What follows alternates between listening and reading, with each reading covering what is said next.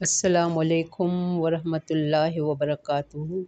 رب اشرح لی صدری ویسر لی امری واحلل عقدۃ من لسانی یفقہوا قولی۔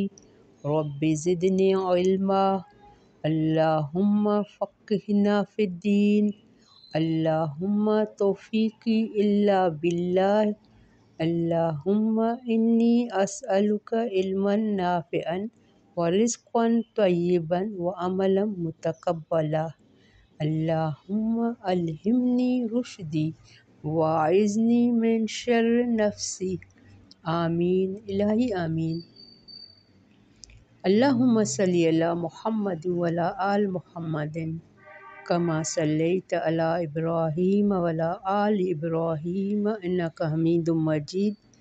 اللہم بارک علی محمد وعلی آل محمد کما بارکت علی ابراہیم وعلی آل ابراہیم انک حمید مجید۔ جیسا کہ قرآن میں ہمیشہ ہم یہ آیت پہلے بھی پڑھ چکے ہیں کہ یا ایھا الرسول بلغ، اے رسول پہنچا دیجیے کیا؟ قرآن ایز اٹ ہی پہنچائیے جیسے آپ پر نازل ہوا ہے۔ لوگوں کی باتوں میں یا لوگوں سے ڈر کر کچھ ہیر پھیر نہ کرنا ورنہ آپ بھی گناہ گار ہوں گے۔ تو اس سلسلے میں حجۃ الوداع کے موقع پر آپ صلی اللہ علیہ وآلہ وسلم نے صحابہ کی 1,00,000 یا 1,40,000 مجمع میں فرمایا تم میرے بارے میں کیا کہو گے؟ انہوں نے کہا نشہد انک قد بلغت وأدیت ونصحت، ہم گواہی دیں گے کہ آپ نے اللہ کا پیغام دیا اور ادا کر دیا اور خیر خواہی فرما دی۔ آپ صلی اللہ علیہ وآلہ وسلم نے آسمان کی طرف انگلی کا اشارہ کرتے ہوئے فرمایا اللہم حل بلغت 3 مرتبہ، یا اللہ فاشہد، یا اللہم فاشہد 3 مرتبہ، یعنی اللہ میں نے تمہارا پیغام پہنچا دیا، تو گواہ رہ، تو گواہ رہ، تو گواہ رہ۔ اس کو صحیح مسلم نے بیان کیا ہے۔ اور حضرت عائشہ رضی اللہ فرماتی ہیں کہ جو شخص یہ گمان کرے کہ نبی کریم صلی اللہ علیہ وآلہ وسلم نے کچھ چھپا لیا تو اس نے یقیناً جھوٹ کہا۔ یہ صحیح بخاری میں ہے۔ اور حضرت علی رضی اللہ سے بھی جب سوال کیا گیا کہ تمہارے پاس قرآن کے علاوہ وحی کے ذریعے سے نازل شدہ کوئی بات ہے؟ تو انہوں نے قسم کھا کر نفی فرمائی اور فرمایا الا فہما یؤتیہ اللہ رجلا، البتہ قرآن کا فہم ہے جسے اللہ تعالیٰ نے کسی کو بھی عطا فرما دے۔ صحیح بخاری نمبر 69-3۔ تو آج اس قسم کی آیتیں آئیں گی، اس کو اچھی طرح ایکسپلین کریں گے۔ بارک اللہ فی۔ پہلے تجوید اسٹارٹ کر رہے ہیں۔ ہماری آیت نمبر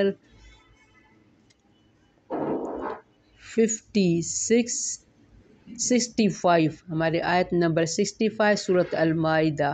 اعوذ باللہ من الشیطان الرجیم، بسم اللہ الرحمن الرحیم۔ وَلَوْ أَنَّ أَهْلَ الْكِتَابِ آمَنُوا وَاتَّقَوْا لَكَفَّرْنَا عَنْهُمْ سَيِّئَاتِهِمْ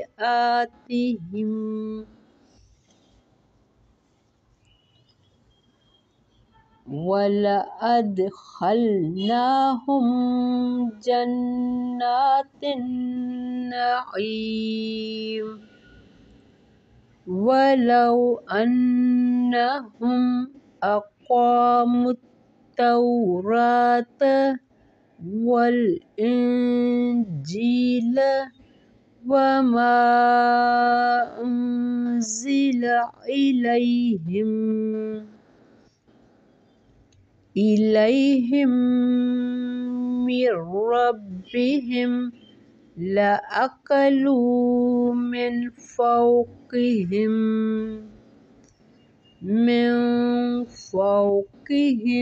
ومن تحت أرجلهم منهم أمة مقتصدة وكثير منهم ساء ما يعملون يا أيها الرسول بلغ ما أنزل إليك من ربك وإن لم تفعل فما بلغت رسالته والله يعصمك من الناس إن الله لا يهدي القوم الكافرين۔ بارک اللہ فی۔ خاص آیتیں ہیں، بہت میننگ فل ہیں۔ ہم نے اس سے پہلے 64 میں پڑھا تھا کہ یہودی اور نصارہ آپ صلی اللہ علیہ وسلم سے ان کا بغض اور حسد تھا، اس وجہ سے وہ ایمان نہیں لاتے تھے اور وہ دوڑ دھوپ کرتے تھے زمین میں فساد کرنے کی۔ وَيَسْعَوْنَ فِي الْأَرْضِ فَسَادًا، وہ دوڑ دھوپ کرتے تھے زمین میں فساد کی۔ اللہ نہیں پسند کرتا مفسد لوگوں کے، فساد کرنے والوں کو۔ ان کا ہمیشہ یہی شروع سے ارادہ تھا آپ صلی اللہ علیہ وآلہ وسلم کو کسی طرح راستے سے ہٹائیں۔ تو اللہ نے اس آیت میں ان کے اپوزٹ میں کہا ہے وَلَوْ أَنَّ أَهْلَ الْكِتَابِ، اگر بے شک اہل کتاب یعنی یہود نصارہ، وَلَوْ أَنَّ أَهْلَ الْكِتَابِ آمَنُوا، اگر بے شک اہل کتاب ایمان لاتے، وَاتَّقَوْا اور تقویٰ کرتے۔ ایمان کس پر لاتے؟ اللہ پر اور اس کے رسول پر، اور ڈرتے اللہ سے۔ وَاتَّقَوْا تقویٰ کرتے، لَكَفَّرْنَا البتہ دور کر دیتے ہم عَنْهُمْ سَیِّئَاتِهِمْ ان سے برائیاں ان کی، وَلَأَدْخَلْنَاهُمْ جَنَّاتِ النَّعِیمِ اور البتہ ہم داخل کرتے انہیں باغوں میں نعمتوں والے۔ اب ان نعمتوں کے لیے اللہ نے کیا شرط رکھی ہے کہ تم اللہ اور رسول پر ایمان لے آؤ، بس یہی ہے، اس میں سب کچھ آتا ہے۔ بس ان کی ضد اور ہٹ درمی تھی، اگر وہ تورات انجیل کو مانتے تو قرآن کو بھی مانتے۔ انہوں نے تورات اور انجیل میں بھی ہیر پھیر کر دی تھی، اپنی من پسند آیتوں پر عمل کرتے۔ ان کے جو علماء تھے، ان کے فائدے کی آیتیں تھیں، جن میں سزائیں تھیں، ان کے لیے مشکلات تھی، تو ان کو انہوں نے ہٹا دیا تھا، اپنی تورات اور انجیل تھے۔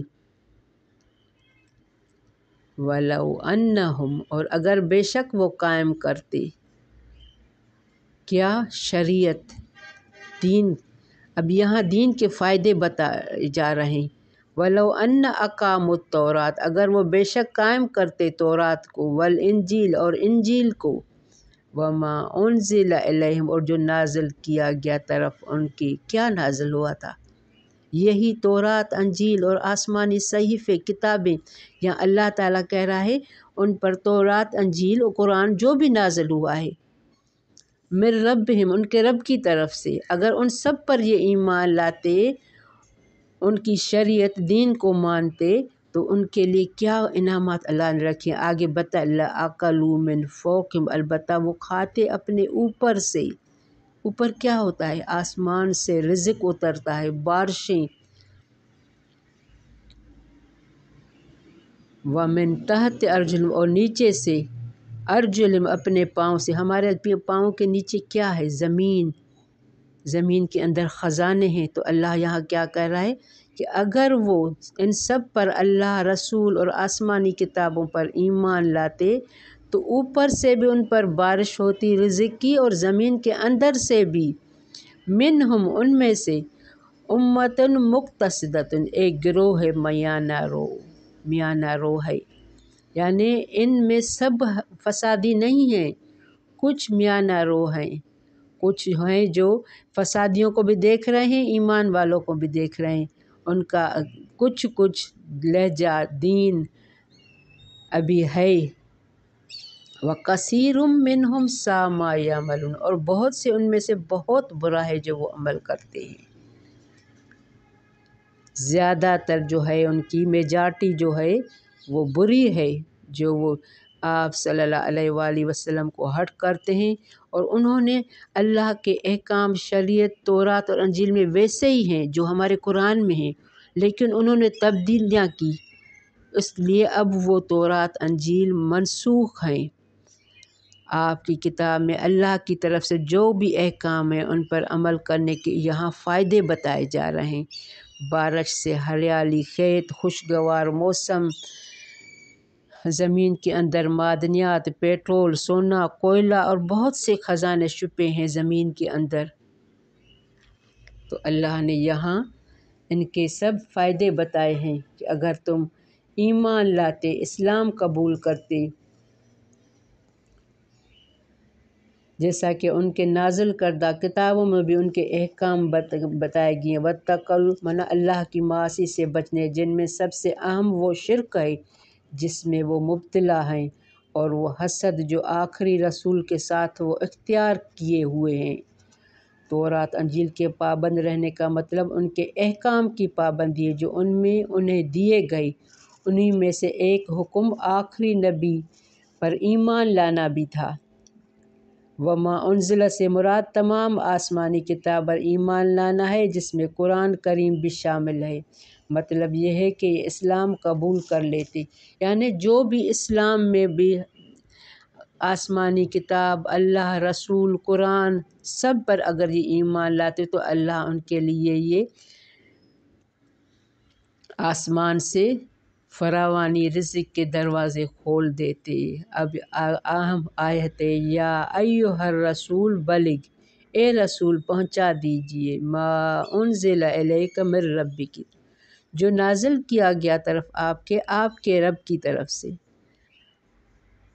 انزل کا معنی ہے تھوڑا تھوڑا کر کے پہنچانا، یعنی یہ 22-23 سال میں قرآن آہستہ آہستہ کر کے نازل ہوا ہے، تو اللہ نے رسول کو بھی یہی حکم دیا ہے کہ لوگوں کو آہستہ آہستہ نرمی سے تھوڑا تھوڑا کر کے کیونکہ احکام کچھ سخت بھی ہیں۔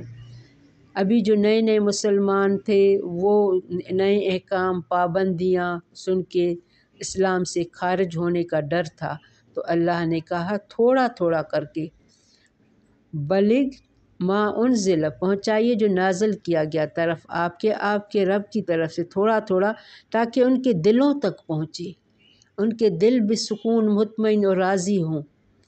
ایک دم نہیں کہ ایک ہے ماڈ ہے، فیشنیبل ہے، آپ فوراً اس کو کہیں گے یہ اللہ رسول کا حکم نہیں ہے، بس تم عبایا پہنو، پردہ کرو، بالکل یہ کرو، تو ظاہر ہے اس پر تو مشقت آ گئی نا۔ یہاں یہ مراد ہے کہ آہستہ آہستہ، تاکہ ان کو دل بھی نرم ہو۔ وَإِن لَّمْ تَفْعَلْ، اور اگر نہ آپ نے کیا ایسا، فَمَا بَلَغْتَ رِسَالَتَهُ، تو نہیں پہنچایا آپ نے پیغام اس کا، یعنی آپ کو یہ اللہ نے رسول کو بھی ڈرایا ہے، وہ تو اللہ کے محبوب ہیں، جب اللہ اس کو یہاں ڈرائے، اگر آپ نے ایسا نہ کیا، اگر آپ نے اس میں کم کیا، مشن پورا نہ کیا، تو آپ گناہ گار ہوں گے۔ آپ ڈریے نہیں لوگوں سے کسی بھی بات میں، کیونکہ کچھ باتیں ایسی ہوتی ہیں جو ان کو ناپسند ہیں، اس لیے کہا جا رہا ہے کہ آپ ان سے ڈریے نہیں۔ وَاللَّهُ يَعْصِمُكَ مِنَ النَّاسِ، آپ ڈریے نہیں، اللہ بچائے گا آپ کو لوگوں سے۔ إِنَّ اللَّهَ لَا يَهْدِي الْقَوْمَ الْكَافِرِينَ، بے شک اللہ نہیں ہدایت دیتا اس قوم کو جو کافر ہیں۔ تو یہاں ہمیں ایک اہم بات ہے کہ یہ حفاظت یہاں آیا ہے نا، واللہ یعصمک من الناس، اللہ بچائے گا آپ کو لوگوں سے، آپ ڈریے نہیں۔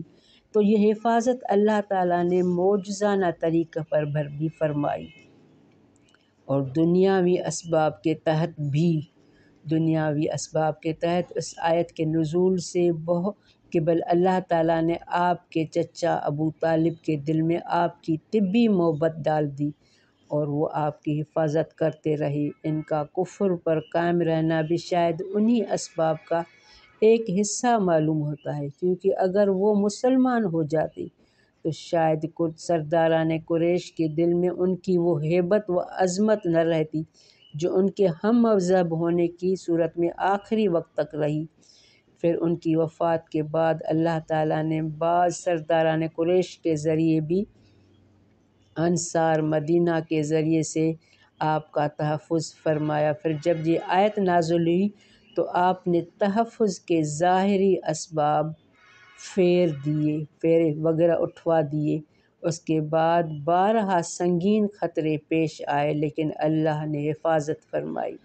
چنانچہ وحی کے ذریعے سے اللہ نے وقتاً فوقتاً یہودیوں کے مکر و کید سے مطلع فرما کے خاص خطرے کے مواقع پر بچایا، اور گھمسان کی جنگوں میں کفار کے انتہائی پرخطر حملوں سے بھی آپ کو محفوظ رکھا۔ تو یہ ہے آیت کہ آپ ڈریے نہیں۔ پہلے تو اللہ نے ظاہری اسباب رکھے تھے، اس آیت کے بعد اللہ نے ساری اسباب ہٹا دیے، اللہ نے خود حفاظت کا ذمہ لے لیا، اور اللہ نے آخر میں کہا ان اللہ لا یہدی القوم الکافرین، بے شک اللہ نہیں پسند کرتا، ہدایت دیتا اس قوم کو جو کافر ہیں، یعنی یہ جو اللہ رسول کو نہیں پا۔ ویسے دیکھا جائے تو آج بھی اسلام کے نام پر گروہ بندیاں ہیں، یہ فلاں کی مسجد ہے، یہ فلاں کی مسجد ہے۔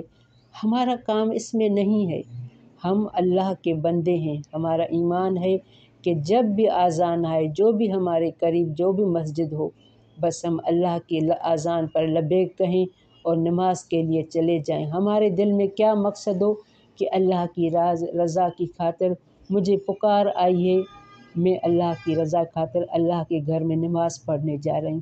اب اس کی مسجد میں انہوں نے کیا گروہ بندیاں کی ہیں، نہیں، اور بندوں کا کام ہے اس پر عمل کرنا، رسول کا کام ہے پہنچانا، تو ہمیں جو بھی ملا ہے اس کو ہم عمل کریں گے۔ بارک اللہ فی ربنا تقبل منا انک انت السمیع العلیم وتب علینا انک انت التواب الرحیم۔ السلام علیکم ورحمۃ اللہ وبرکاتہ۔